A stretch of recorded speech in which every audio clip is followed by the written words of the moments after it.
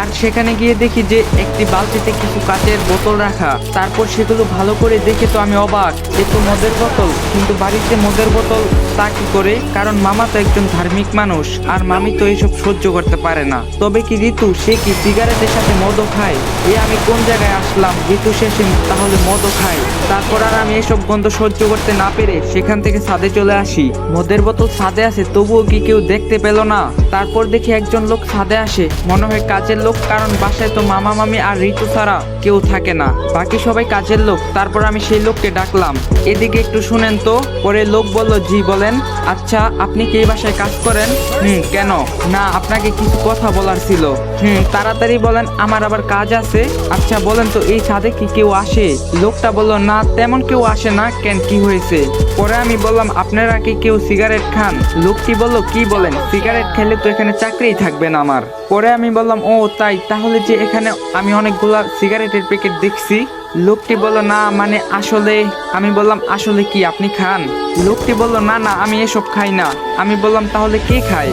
লোকটি বলল, কাউকে বলবেন না তো? আমি বললাম, না কাউকে বলবো না, আপনি বলুন। লোকটি পরে বলল, আসলে ঋতু ম্যাডাম খায়, প্রতি রাতে ছাদে আসে, কিন্তু বড় স্যার ম্যাডাম জানে না, আর আমাকেও বলছে কাউকে না জানাতে।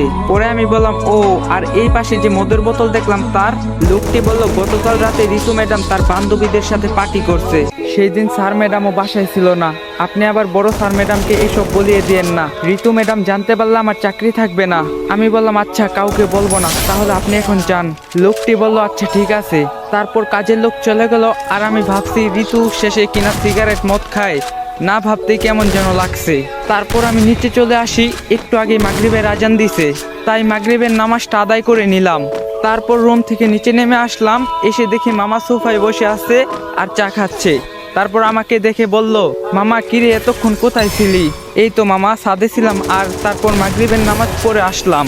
মামা বলল, তা বস, এখন বসে চা খা। আচ্ছা ঠিক আছে মামা, তা ঋতুকে দেখছি না, ও কি এখনো বাসায় আসেনি? না এখনো আসেনি। এই মেয়েটাকে নিয়ে যে আমি কি করি? আমি জানি মামা মামি ঋতুর প্রতি ভীষণ দুর্বল, যাই হোক না কেন তাদের একমাত্র সন্তান বলে কথা। তারপর মামি চা নিয়ে এসে দিল, তারপর বসলো, আমিও চা নিলাম। তারপর মামি বলল, তুই আবার ঋতুর তখনকার ব্যবহারে মন খারাপ করিস নাই তো? আরে না মামি, তুমিও না কি যে বলো, ঋতুকে আমি নিজের ছোট বোনের মতো দেখি, আমি ওর কথায় কিছুই মনে করিনি। মামি বলল, কিছু মনে করিস না বাবা, ওরে আর কি বলবো বল, একটা মাত্র মেয়ে, আমাদের কিছু বলতেও পারি না। আমি বললাম, না মামি, তুমি তখন ওভাবে ওকে না মারলেও পারতে।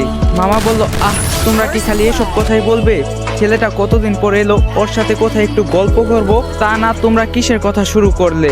আমি বললাম, হ্যাঁ মামা তুমি বলো। মামা বলল, তা তোমার মা বাবা কেমন আছে? আমি বললাম, মা বাবা ভালো আছে। মামা বলল, তা হৃদয় কেমন আছে? আমি বললাম, হৃদয় ভাইয়াও ভালো আছে। মামা বলল, তা তুই তোর মা বাবাকে সাথে নিয়ে আসতি? আমি বললাম, আসলে বাবার অফিসে এখন ছুটি নেই তো তাই। মামা বলল, তা শুনলাম হৃদয় নাকি বিয়ে করছে? আমি বললাম, হ্যাঁ মামা, ভাইয়াকে বিয়ে দেওয়ার জন্য পাগল হয়ে গিয়েছে। মামা বলে, তা হবে না, তা তোর আবার কবে বিয়ে হবে শুনি? আমি বললাম, মামা তুমি কি যে বলো না, আমার তো এখনো পড়াশোনায় শেষ হয়নি।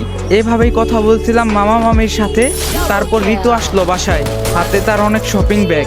তারপর মামা বলে উঠে, কিরে মা কোথায় গিয়েছিলি, আর হাতে এত কিসের ব্যাগ? ঋতু বলে, কেন দেখতে পাচ্ছ না শপিং এর ব্যাগ? মামা বলে, রাগ করতেছিস কেন? এমনি বললাম, তুই এখন যা গিয়ে ফ্রেশ হয়ে আয়। ঋতু যখনই সেখান থেকে চলে যাবে, তখনই আমি বলে উঠি, আমি আসলে সরি তোমাকে তখন এসব কথা বলার জন্য। তখনই মামি বলে উঠে, তুই কেন মাফ চাইবি? আমি বললাম, না মামি ঠিক আছে। মামি বলল, না কিছুই ঠিক নেই, ঋতু এখনই তোর কাছে মাফ চাইবে তোর সাথে এমন খারাপ ব্যবহার করার জন্য। ঋতু বলে, কি আমি চাইবো ক্ষমা, তাও আবার এমন ছোট লোকের বাচ্চার কাছে? মামি আর ঋতু চিৎকার চেঁচামেচি শুরু করলো।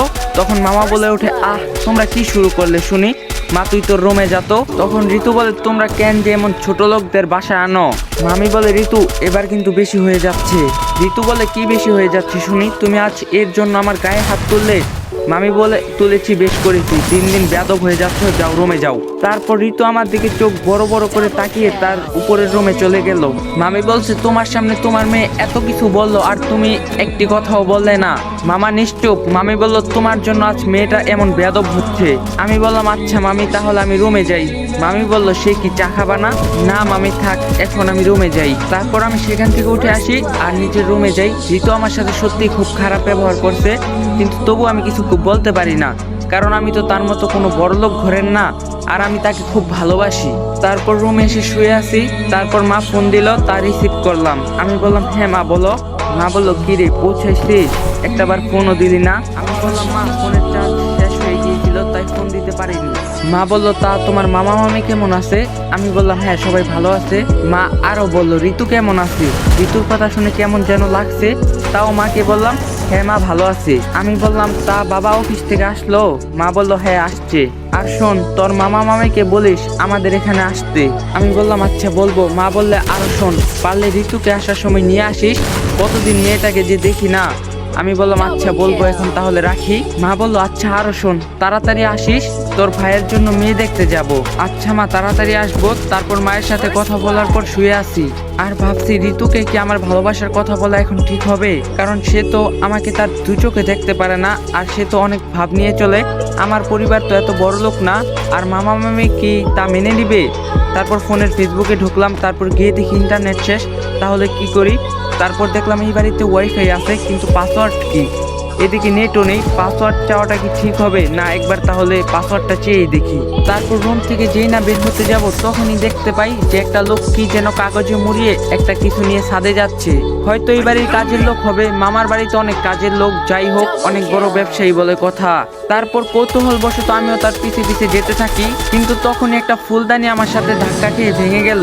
সাথে সাথে লোকটা পিছনে ফিরে বলতে থাকে কে কে? আমিও ভয় পেয়ে যাই। তারপর সে আমাকে দেখতে পায়, যখন আমার কাছে এসে বলে